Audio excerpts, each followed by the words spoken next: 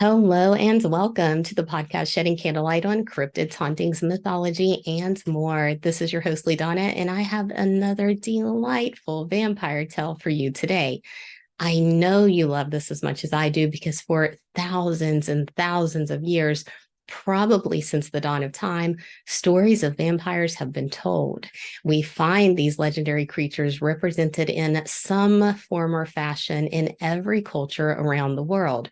Past, present, and most certainly the future, because the immortal monster known as the vampire is a legend we will not let die. In some past episodes, we talked about the Irish blood-sucking Derek-Dua and the Greek Rikolakis. In my episode on Gilgamesh, I mentioned the ancient Mesopotamian vampiress, the Ki-sikil-lil-la-ke or Ki-sikil-lil-la-ke. It's okay that I cannot pronounce her name because this fiend is later simply called Lilith. Now, today, Lilith is mostly known as the mother of all demons, but I want to back us up a little bit because I think it's important to note a few things. First of all, the term vampire is a modern term. So we are not going through historical sites finding signs that say, hey, a vampire is buried here. Don't take that stake out of their heart or they'll come for your jugular. Instead, we have archaeological evidence showing us that ancient people had very real fears when it came to the dead rising again. Usually, these fears were accompanied by tales of demons. These demons had many names, and whether they were thought to be separate entities who entered and reanimated a corpse, or somehow the spirit of the deceased was corrupted and turned into the demon, it really hasn't ever been a matter of if people can rise from the dead. It's a question of what are we going to call them when they do? The answer to that question changes from generation to generation and location to location. And usually the names become easier to pronounce as we get closer to our more modern times, such as Lilith or Edward. But no matter the name, tales of the undead consuming the blood of the living permeate our world. These undead bloodsuckers are lumped into categories of demons, with the earliest of these demonic entities having been seen as needing to consume the blood of the living in order for they themselves to have life, because blood has always been understood to have power. Ancient people in particular placed a high value on blood. They had a fascination with it. It's kind of like Dexter. But one big distinction in what we today consider a demon versus what our ancestors believed is that the ancient texts do not paint demons as soul collectors. They aren't nefarious beings out to drag your soul into the netherworld. They are simply creatures looking for food, sustenance, a way to fill their empty veins with your life and your power. So it's understandable that living people would fear the resurrected. One of, if not the oldest example of ancient people living in fear of those who would need to drain their blood to survive is a site in Jordan that dates back 9,000 years. In this prehistoric village, people were dismembered after death. Archaeologists believe that this post-mortem mutilation was done to prevent the dead from being able to rise again. We spoke about this mutilation and weighing down of the bodies in the Varikolakis episode, so I'm not going to rehash that. All I'm going to say is that if my husband goes before I do, I will be lighting candles and leaving the door unlocked for him. I'm a good wife like that. The same as Lilith, but long before Lilith was unfortunately dubbed as the first wife of Adam, she was known simply as the Dark Maiden. She belongs to a demon group that dates back to the Sumerian culture in Mesopotamia when people were settling the land between the two rivers, the Tigris and the Euphrates. If you listen to the Gilgamesh episode, you'll recognize this area as being in the location of modern-day Iraq or Iraq, But the Lilith, this group of demons, predates the ED period we talked about in that Gilgamesh episode. The Sumerian culture spans all the way back to at least 7000 BC. Recent discoveries in that area might end up predating this time. And even more interesting is the way scholars are looking at what might have been once thought to be decorations on pottery or remnants of structures. And they're now speculating that this is actually a written language instead of only decoration. So again, archaeology rocks because the earlier we find the written word emerging, the more we know about our past. In these ancient locations, there is evidence of trade coming in the form of items being found that would have had to have came from someplace far away. So it only makes logical sense to me that the written word would have existed back then. I don't even subscribe to the idea that it would have been some rudimentary, ineffective language. I can see where maybe only people of a certain social class would have been able to read and write, but oral traditions still exist today, yet in some of, say, the Native American cultures where certain things are considered almost living and therefore can't be written down, there are some things that are still recorded. So I think it's a little narrow-minded of us to think people weren't smart enough to figure out that writing some things down was a good idea, especially when we keep finding evidence that our ancestors were more advanced than originally thought possible. Only time will tell, but we do have evidence of these demonic vampires that predates the written record.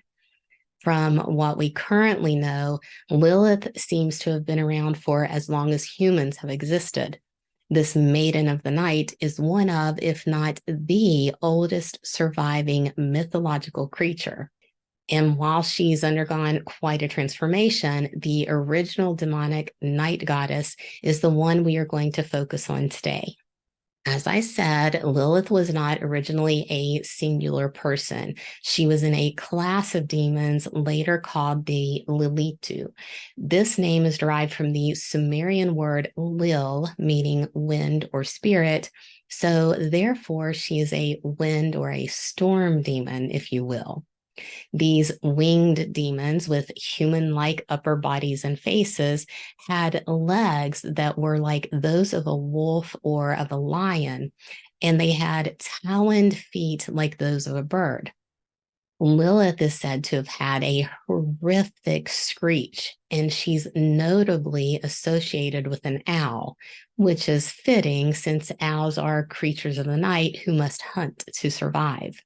Early chants or prayers to ward against Lilith say that she can fly, and at some points she was considered an airborne spirit who carried diseases.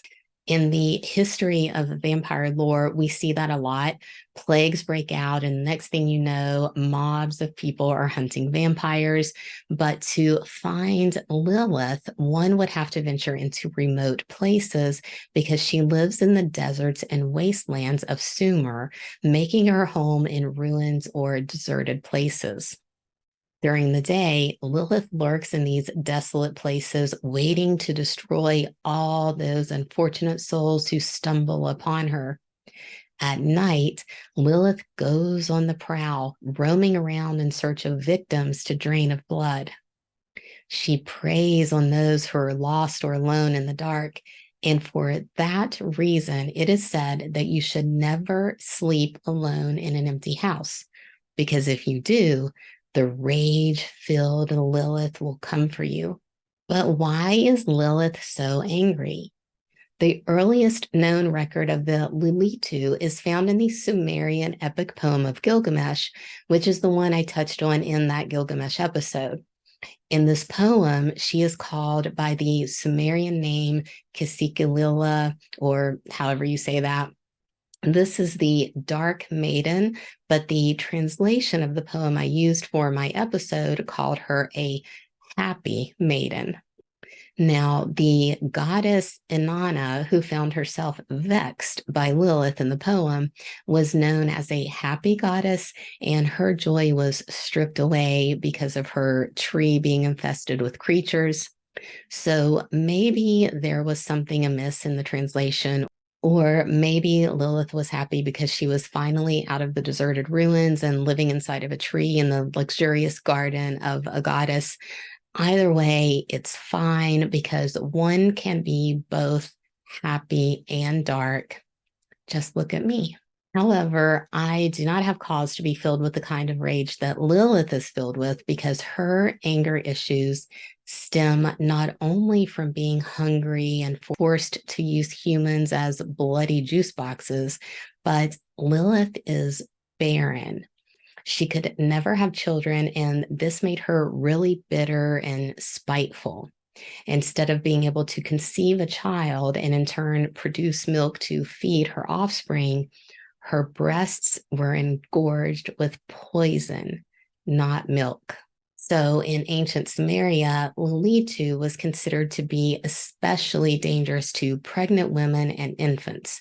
They were not only the most vulnerable and easy prey, but it's said that a Lilith was born when a human girl died too young to have procreated, and this made her envious of those women getting to live out a full life. Therefore, she was feared throughout the region over thousands of years, her legend never dying out as others did, because if a child was lost, miscarried, or met with any other bad end, it was blamed on Lilith. However, Lilith did go through some not so subtle changes as time went on. For starters, she was said to be the handmaid of the goddess Inanna. Inanna is a goddess akin to Aphrodite, so sex is in her repertoire, and Lilith is therefore painted as a sex worker who tempted men away from their wives, which is impossible, by the way. Men make choices to stray, and they can write as many excuses as they want into as many ancient texts as they'd like. They can even invent the succubus and all that jazz, but it's still not the woman's fault. I'm going to leave that right there and move through the rest of this pretty quickly because when I look at this transformation, how a perfectly good vampire was twisted into this seething seductress, it angers me. Men did this, ladies. Do not buy into it. Lilith is a ticked off vampire demon, and all she wants is their blood, not their sperm. So, why then is she now mostly known as the mother of all demons instead of the delightful winged dark maiden? The big turning point in Lilith lore was the discovery of the anonymously written alphabet of Ben Sira. All we really know is that it was written by a man. Now, that is not a fact, but considering the contents, I feel pretty confident in pretending that it is. This book dates to the early part of our Common Era side of the timeline, or the AD period. So thousands upon thousands of years after the original demonic vampire tales were told, this book is written, and it's, as of now, the first time we see Lilith called the wife of Adam. Scholars suggest this work was written to clear up some inconsistencies in the Bible's creation story. In Genesis 1, it says that God created man and woman. Then in Genesis 2, it says he created Adam, but then he took one of Adam's ribs and made Eve. Now, there are stories about people being created from ribs that predate all of the biblical writings. Personally, I don't see the differences in the text as being inconsistencies as much as maybe one version just had more detail than the other. But none of us were alive back then, unless Lilith and the rest of her vampire horde are listening right now, in which case I would like to say, I am on your side. Vampire love all day. But seriously, though, no one even knows if this book was intended to be a historical record of any kind. It could just be fiction. And as far as Lilith is concerned, I think it has to be. One glaringly obvious reason is that she cannot have kids. That's the whole reason she's ticked off.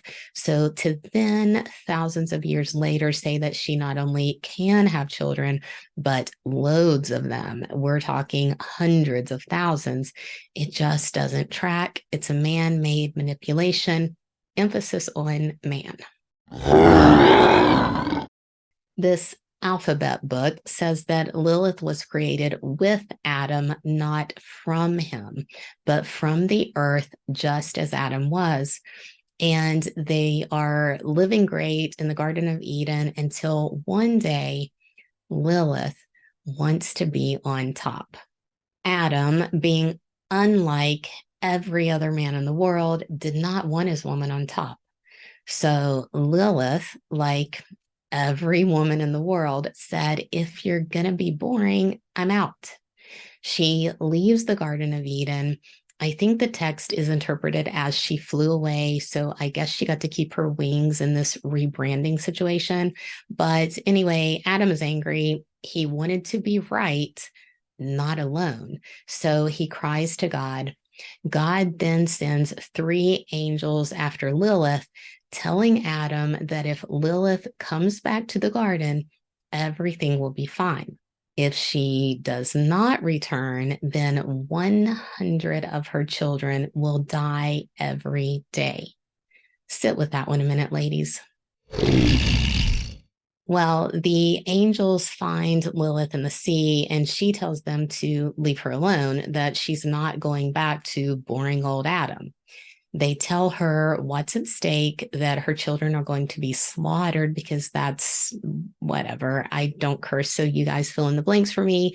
But Lilith is determined to have her own mind, so she accepts God's terms, telling the angels that she was created to cause sickness in infants anyway. She then strikes a deal with the angels, telling them that if she sees them or their names near an infant, that she will leave that child alone. The writer of the alphabet book says this is why there are amulets and things with the name of these 3 angels inscribed on them. It was the people trying to keep their children safe from Lilith. In a way, I feel like this is a return to her original lore and the way she would prey on pregnant women and infants because they were the most vulnerable.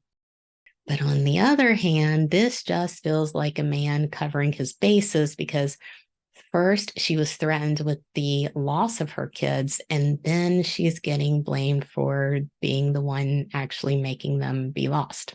Sorry to all the non-misogynistic males out there, but something stinks in the rebranding. Leave the demonic vampire alone, okay? All right, so back to this alphabet book. As for Adam, in this new version of events, God decided to take a rib and make Eve from that because the issue, they decided, with Lilith was that she was equally made and therefore would not submit to her husband. Well, I guess the joke was on them because not only did Adam lose his delightful dark maiden, but Eve got him kicked out of the garden. And now God has to deal with a whole world full of sin. And ladies, if you are part of the tradition of being told that you cannot cut your hair because it's sinful, that ideology dates back to the lore of Lilith because women, as punishment for the sins of Eve, are admonished to grow their hair long like that of Lilith. So we see this evolution of Lilith where by the time she reaches Jewish traditions, she's no longer a barren vampire, but Adam's first wife. This is something that's reiterated in the Talmud, a work that was written after the Hebrew Bible. But Lilith does make an appearance in the Bible, just not as Adam's wife. In Isaiah 34:14, when God is seeking vengeance against the pagan kingdom of Edom, a form of Lilith's name is mentioned. Depending on which version you read, the translation will be either screech owl, a night creature, or a night animal, or Lamia, which is another vampire-like demon that probably came from the original brand of Lilith demons. But it's the Talmud, which was written centuries after the biblical books, that really paints Lilith as what I usually hear people refer to her as today. And we even have Jewish amulets from the Middle Ages that explicitly mention the first Eve.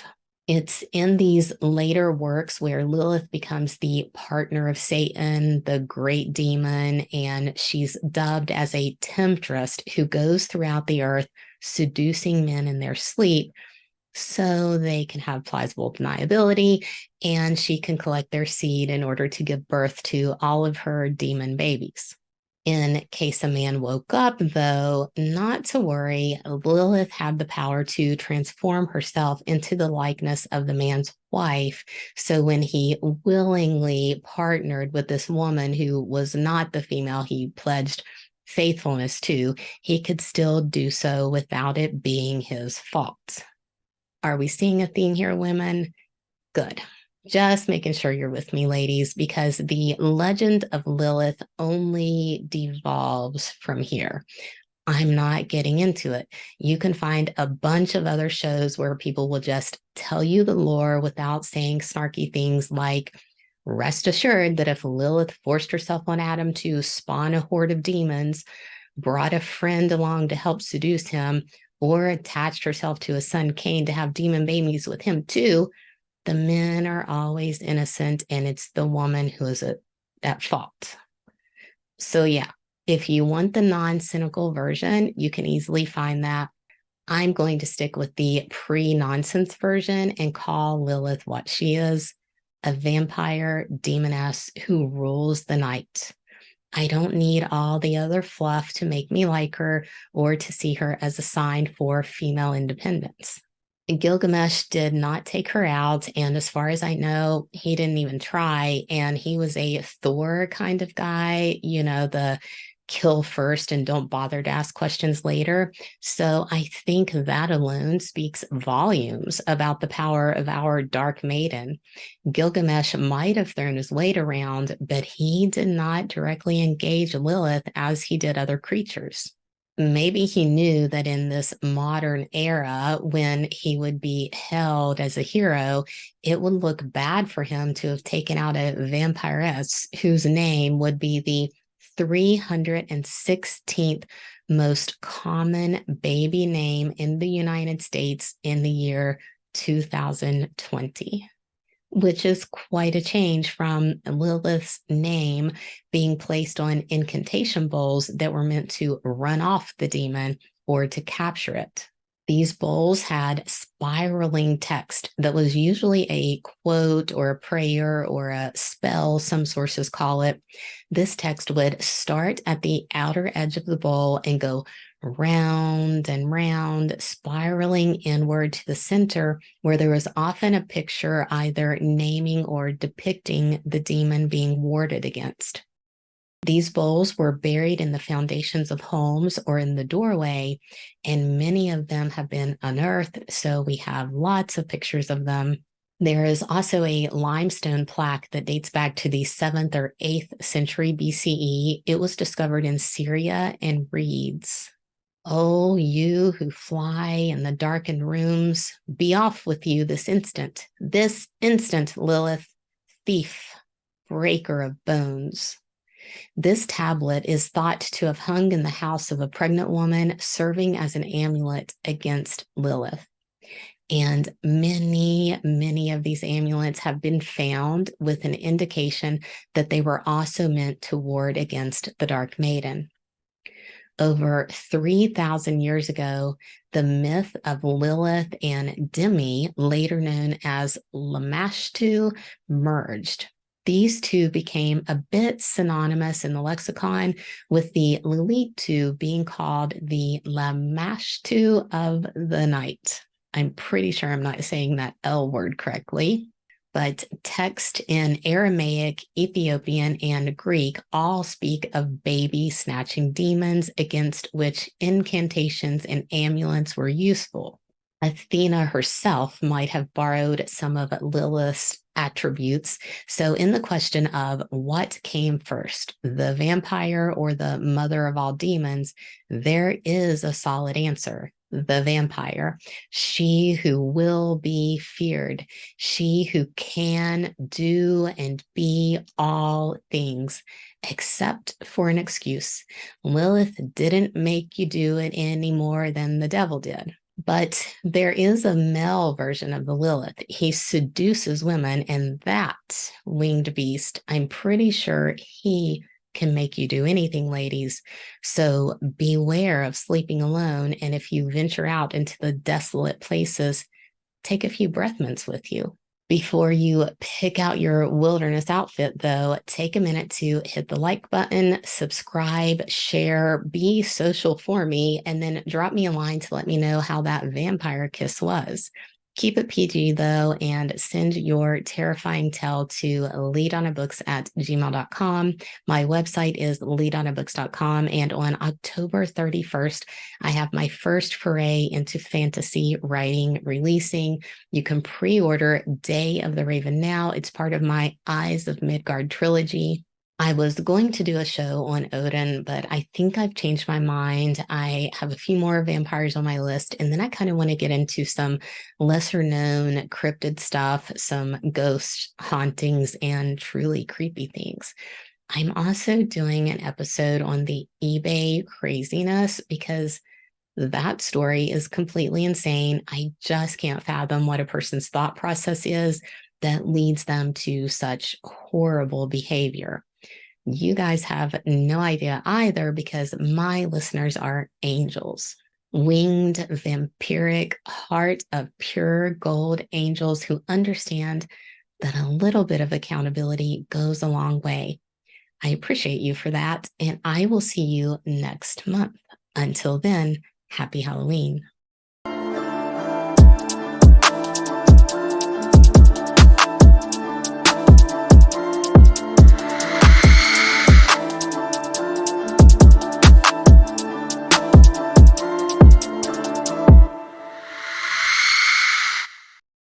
Immortal Monsters.